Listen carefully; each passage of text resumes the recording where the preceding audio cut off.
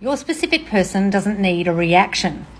I saw a video today about that by a coach, and it was a good video, but there was something in it that I thought was missing, and I'm not criticizing the coach, but what I want you guys to understand is when you choose not to react to your specific person, that's great, wonderful, you want to respond.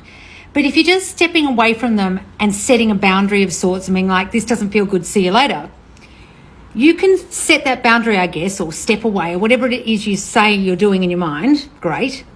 But if you don't essentially identify why that person is showing up the way they are based on your thinking about them and you, they'll stay the same regardless of what you're doing. You're not identifying how that person is showing up is based on your thinking about them, like they're a player, or they ignore me, or they don't want me, or they don't love me, and you're thinking about yourself.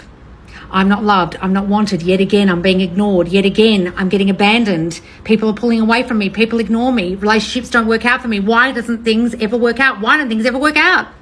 What thoughts are you having that's causing the situation, causing the person to show up the way they are, and change that? Because just stepping away and stepping into your power and being respected and is great, but are you identifying why that person's showing up like that? Because if you're not, all you're doing is stepping away and you'll just lose the person. You've cut them off, or they'll come back going, I'm sorry, and you're like, great, but they won't change because you're still the same you were before, and you haven't identified the thinking that caused their behaviour that you didn't like.